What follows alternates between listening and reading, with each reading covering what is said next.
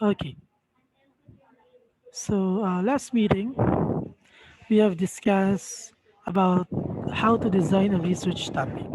Okay, so from simply choosing a broad topic, doing a preliminary research, defining a problem, and refining the question, up until what are the factors to consider when it comes to the research title.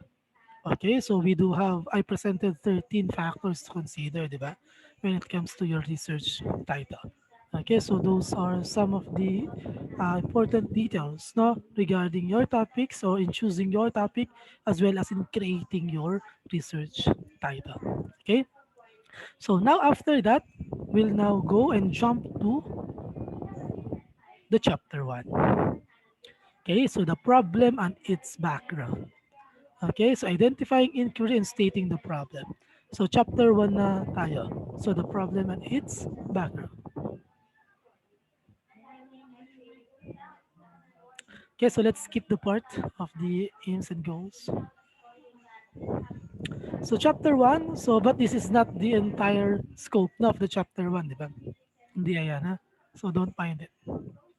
Okay, those distinguishing among topic, research problem, purpose, and research question. So parang yung apat lang to nung nakaraan no, on our designing research topic. To balikan natin.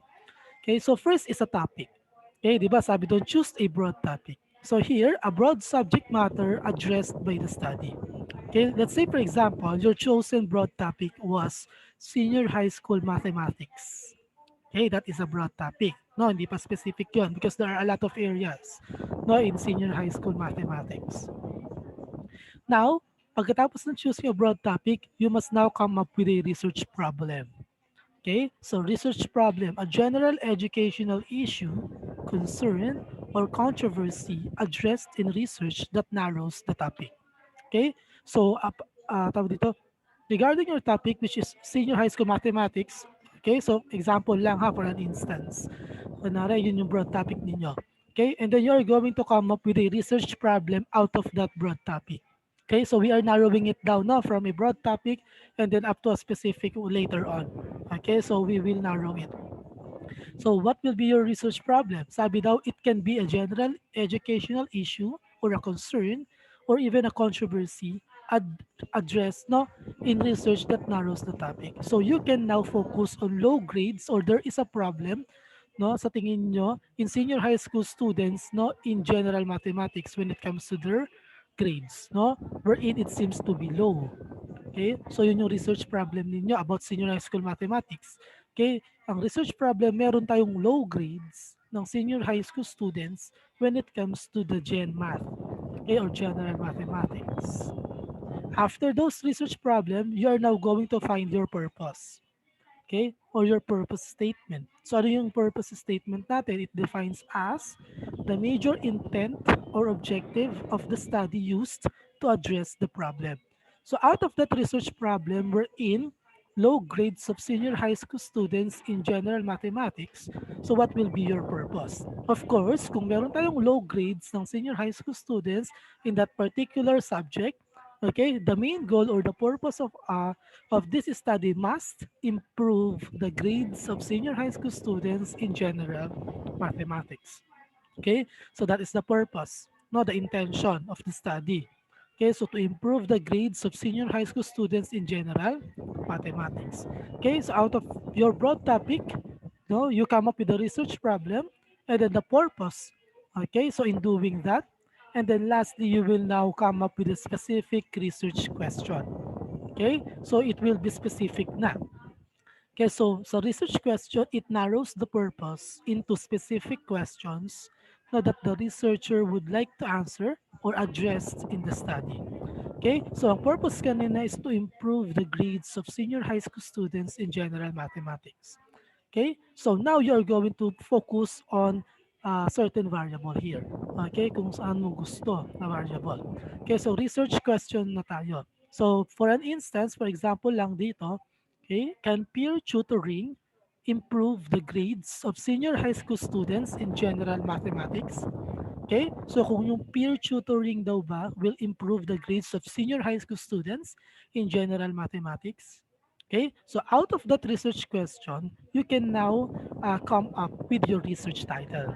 Okay, so that's very much important. So you should know first, know what will be your broad topic. Out of that broad topic, have a research problem. Okay, so what will be your purpose? Okay, in doing that, and then come up with a specific research question. Okay, so dito ang pinili niya is can peer tutoring, okay, improve the grades of senior high school students in general mathematics. And now you can now come up with a title regarding this research question. Okay, so I will give you an example. Okay, kung nakikita natin na from a broad topic, it narrows down. Okay, up until the research questions and to our title. Okay, so ganito siya. Let's have an example.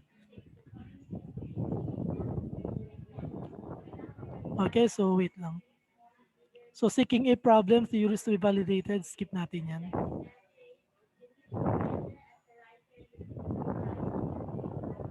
So yung framing the title naman, di ba? You have background of it na. I have discussed it like last meeting. So your research title must list key variables, no, the independent and the dependent variable. Be written in scientific or technical style. Just like what I've said, it should be formal. It does not contain humor. Okay, so it is not formal. Okay, so this is a formal one. Be concise, okay, so and be clear and make sure that it is non-repetitive. Okay, so repetitions, refrain from repetitions. So if it can be concise into just one sentence, then concise it. Okay, so dito nakalagay not more than 12 words. Okay, but we do not have any manual naman or thesis manual in this school. Okay, but refrain from those titles which is very lengthy. Okay, so wag na yung sobrang haba na hindi naman to paramihan or pahabaan ng title.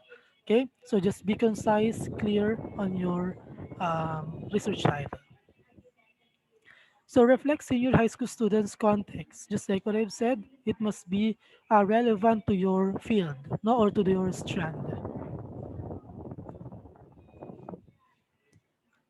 Okay, just like what I've said kanina, research questions will tawag dito, will lead you not to your research title. So example, what is the attitude towards work of senior high school students of families who are 4Ps?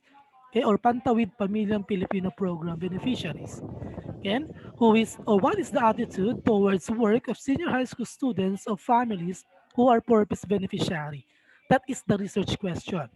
Okay, so now you will come up with a title, Senior High School Students of Pantawid Pamilyang Pilipino Program Families and Their Attitude Towards Work. Okay, so it can be. Okay, it can be a title for that certain research question. Okay, kung makikita natin, the rule no in the research title applies here. Okay, so syempre yung abbreviations, we refrain from those. No, Pantawid Pamilyang Pilipino Program. Okay, so hindi siya kinoncise into 4 Ps. Okay, because this is not very common. Okay? So kaya siya binuo, Pantawid Pamilyang Pilipino Program. Okay, so it is not concise or it was not concise into 4 bits. Okay, so pagdating sa research title. Next, does social media usage possess any relationship with a senior high school student's attention span in class? So again, that is an example of research question. Okay, so how to make it a research title? So simply this. So you can have this title. Senior high school students' use of social media and their attention span. Okay, so as simple as that. Okay, so that is an example of the research title from a research question.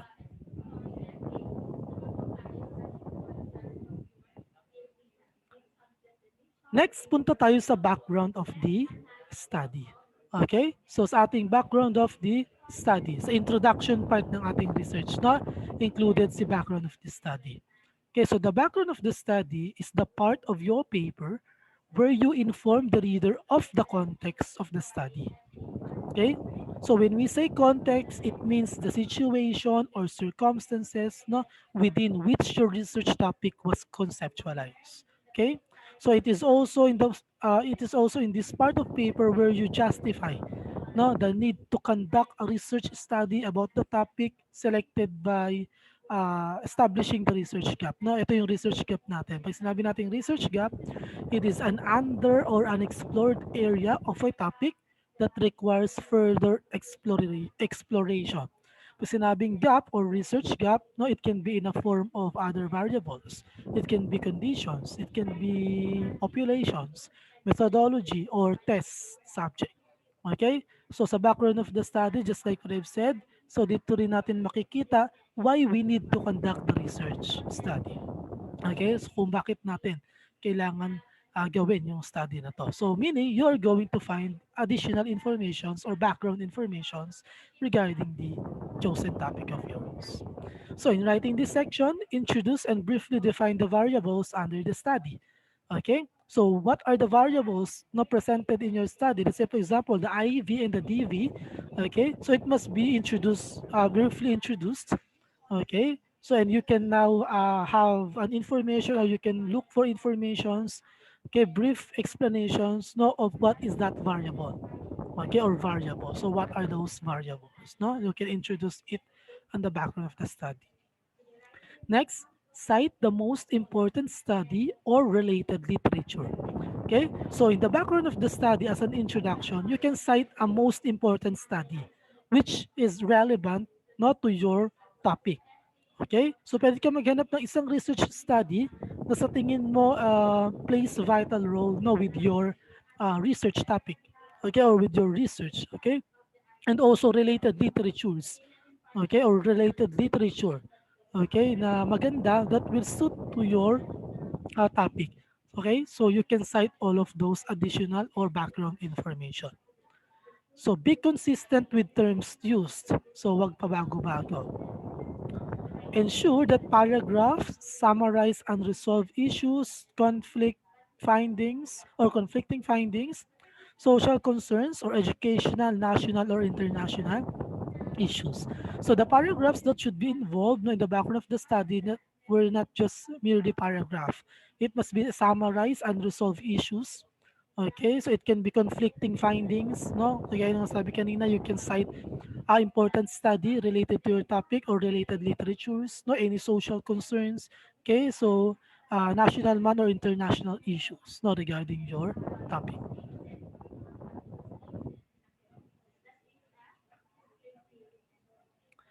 Next, background of the study pa din. So this is the description that leads the reader to understanding the research questions and appreciate why they are asked. Okay? So yung background of the study natin, so this background of the study will answer the following questions. Okay? So pwedeng yung tanungin yung sarili nyo when it comes to the background of the study with the following questions. So what is already known about the topic? Okay? So ano na ba yung alam sa topic na yon? What is not known about the topic, okay, for you to include no on your background of the study. No, these are the following inclusions no in your background of the study. Why do you need to address those gaps? Okay, so what is the rationale of your study? So yung gaps natin is it can be other variables no that has concern with your topic. Okay, but you are going to limit this only to the variables that you are going to use. So that's why may rationale tayo or the scope. Okay? So while answering these questions now, keep in mind that the studies you include in this part of the paper are laid down as part of the introduction and should not be discussed in great detail. Okay, just like what I've said earlier, di ba kanina sabi, cite examples of studies as well as related literature.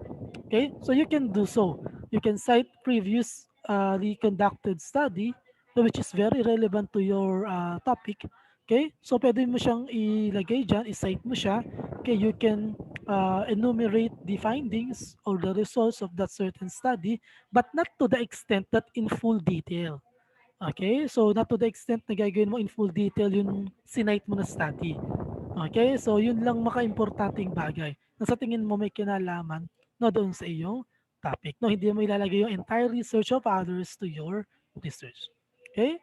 So, yung depth tsaka yung length ng background information will largely depend naman on how much information you think no, the reader needs to know.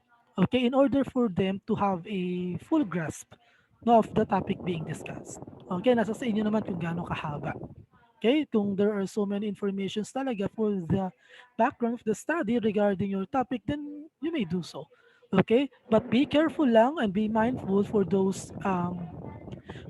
issues as well as concerns na not relevant, not to your topic. Okay, so not to that extent na may masabi lang tayo, ha? So dapat yung relevant pa din. So these are example of, or this is an example of background of the study. No? So with the title Senior High School Students Social Media Usage and Their Attention Span in Class. Okay, so you can look for it na lang. Siguro after the discussion, it is available on your Gmail account naman. Okay, so that is an example.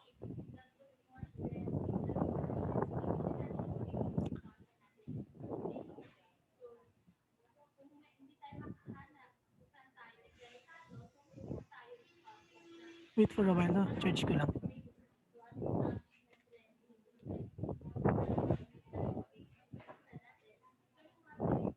Alright, so going back. So again, that is an example of background of the topic. So as you can see, this is the first paragraph of the introduction part of the background of the study. So we can see or we can notice in this background of the study that there is a narrative hook. So an essay also has a narrative hook. Okay, so syempre from the word itself, hook, narrative hook.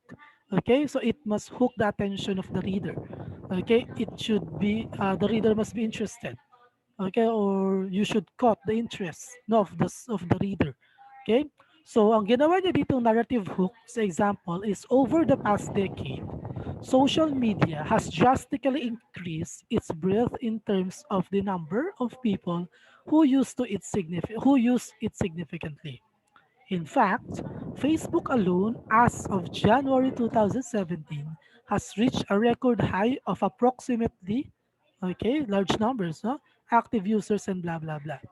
Okay? So that is a narrative hook. So ano ba yung kinokontain ng narrative hook?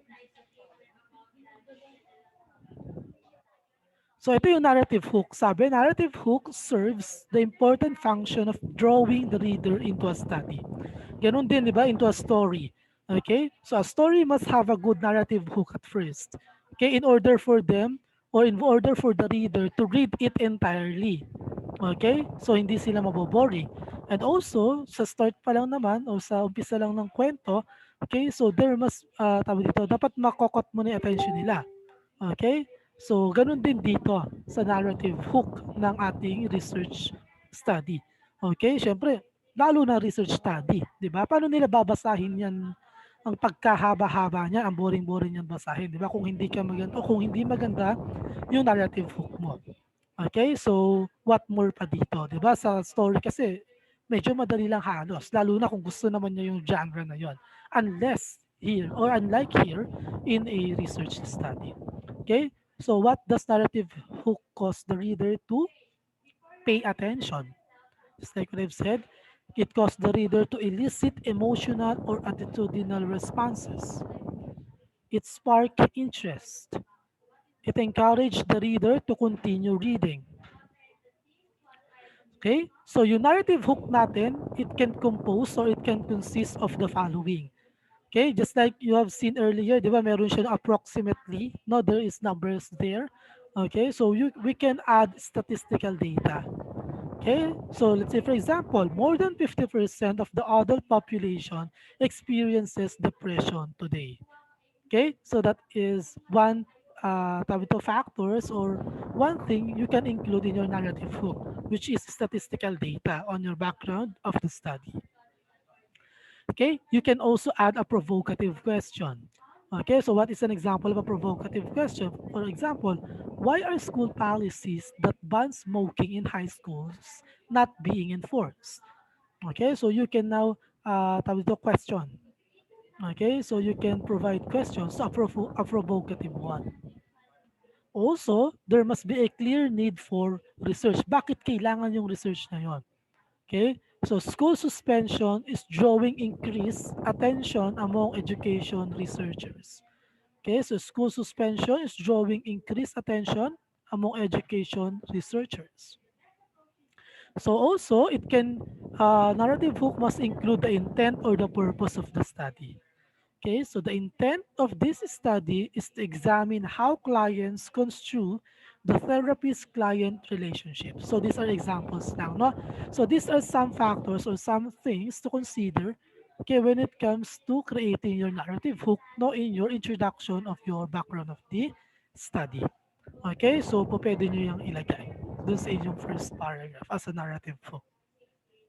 So, narrative hook, just like what I've said, is an important one. Convincing narrative hook kasi might include one or more of the following types of information.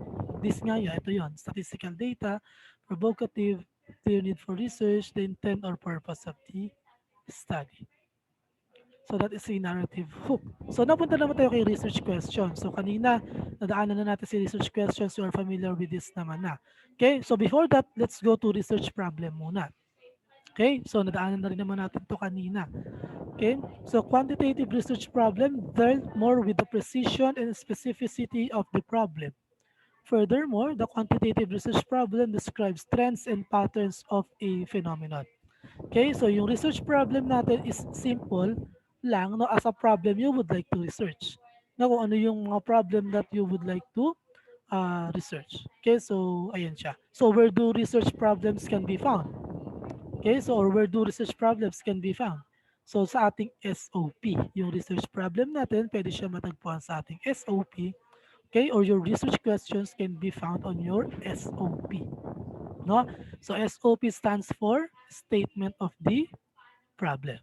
Okay, so statement of the problem wherein it formally introduces the problem that you would like to investigate on, okay, or address on. Okay, so yun yung ating research question or research problem. Okay, yan. Research questions help to clarify and specify the research problem. Okay, so ginawa lang natin mas specific, no, yung ating research problem, no? Nag-come up tayo with the research questions. So research questions are also considered as sub-problems of your research problem. Okay, so mas specific na siya. Ngayon, so research questions natin, again, it can be seen on your SOP or statement of the problem. Okay, so meron din tayong characteristics ng good research questions. Okay, kung meron tayong characteristics ng research, meron din tayong characteristics ng good research questions. Okay, same lang naman halos. So feasible. Is the research problem possible? So ganun din, di ba? Is the research title or topic possible? Okay, so yung research questions natin, it should be also possible or feasible to work on. Okay, so is it researchable ba siya or non-researchable? Okay? So yun yung mga following factors to consider, no, in your research questions. Okay? So consider this example. How do parents, this is the first example, how do parents feel about the blended learning modality for elementary learners? And how would giving each learner their own laptop to be used in this blended learning modality affect their performance task? Okay, so with these following research questions, the first example is definitely a more feasible research question. Okay, so considering the resources, no, it is more possible to gather the data needed to answer the question. Unlike this one, okay, how would giving each learner their own laptop? Okay, so that is not a good research question. Okay, so mas feasible gawin tong research question na to. How do parents feel about the blended learning modality for elementary learners? Okay, so that is one example or one characteristic of a good research question. Next, your research question must be clear. Okay, so the clarity of how the questions stated lead to agreement of meaning of the readers of your study. Okay, so kung gaano ka-specific ang research question, so it must be clear as well. No, since your research questions are also considered as the main focus, no, in the gathering and analyzing of the data, so it is therefore very important, no, that these are stated clearly. Okay, para mas madali or maintindihan. Okay, so research questions must also be significant. Okay, ask if your research questions are relevant or important to ask. Okay, so is your research question worth researching for? Okay, so kagaya din ng title, di ba? Is it worth investigating? Okay, or worth researching for? Okay, so that part, it must be significant. Okay, so at this point, when it comes to being significant, no, you do not just consider the time and money that you will spend. Okay, but more importantly, the value now of what you are trying to investigate. Okay, so aside from the reason that you chose, or that your chosen research problem no is within your interest, you should also provide a sound justification of your choice no as a research. Okay, so hindi lang dahil gusto ko to. Okay, ito yung gusto namin as a group. Okay, so just like we've said, there are some factors pa rin to consider. Okay, if it is feasible or not. Okay, so hindi kasi lahat ng gusto natin, di ba? Okay po, pwede. Okay, so there are some factors to consider pa din. Lastly is being ethical. Okay, last characteristic is being ethical. Always consider the welfare of people, animals, or whosoever involved in your study.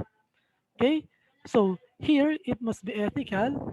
Okay, so just like what I've said now on the previous researchers that I have handled, refrain from those topics which is too sensitive.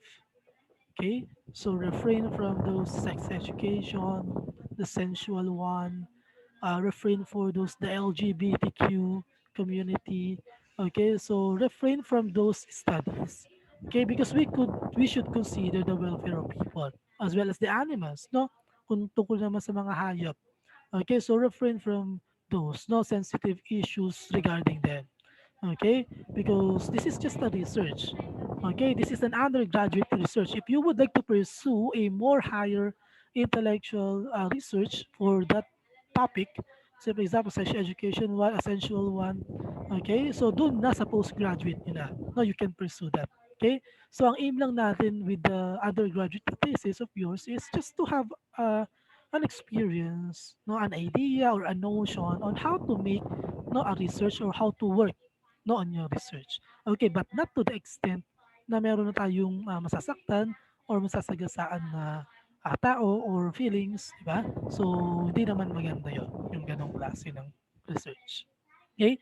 So, look into ways no, of answering the research questions without inflicting physical and psychological form or psychological harm rather to persons involved.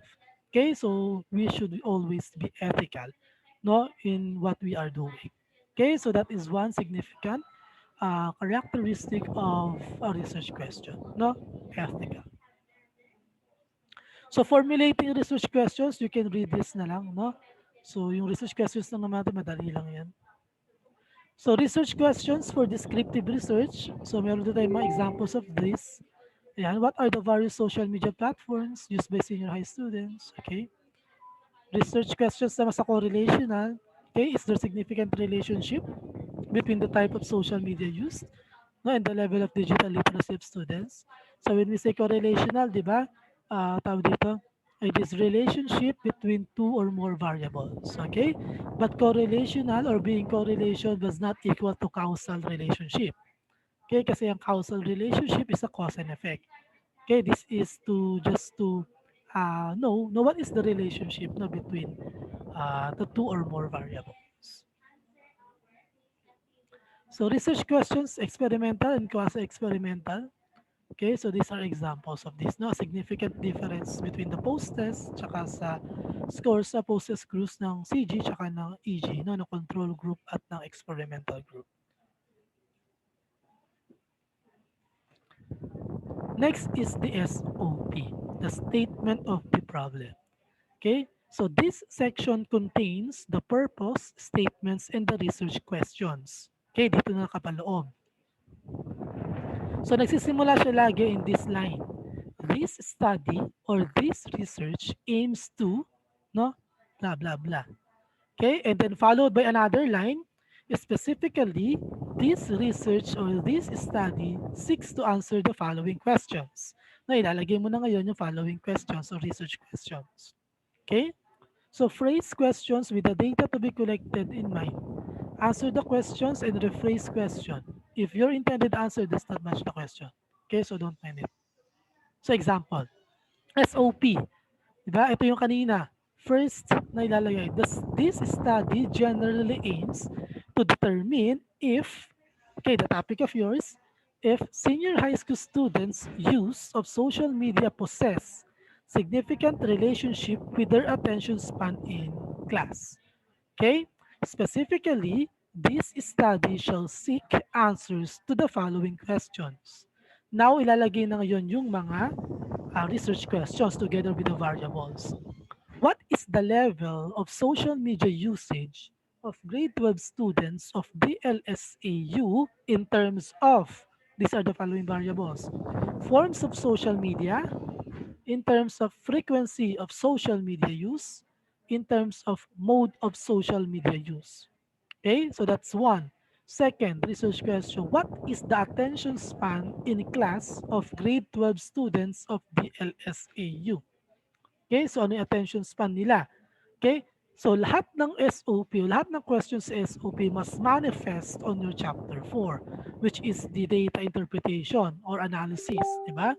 Okay, so kung may attention span ka dyan, look for an instrument that will measure the attention span. Okay? So you can look for that. Meron naman yon. Okay? If this is just an example ha. So yung nandito attention span. So look for an instrument that can measure attention span. Okay? If there is kung meron naman ganon, okay, from previously conducted research study, then you can adapt it. Okay? You can modify it na lang. Okay? So is there a and lastly, is there a significant relationship between the frequency of social media used and the attention span of grade 12 students of the LSAU? Okay, so it's more on correlational research, di ba? It is, hinahanap niya yung significant relationship ng dalawang variables, which is the frequency ng social media use tsaka ng attention span of grade 12 students. Okay, kung meron bang significant relationship between the two variables. Okay, so another example. Okay, ito pa yung example pa ng ating SOP. Okay, so ito naman may kinalaman sa, okay, ito yung research question. Does a senior high school student's academic performance in math have any association with his or her stress tolerance? Okay, so you can now come up with this SOP like this. Dito pa rin nagsisimula, this study generally aims, then specific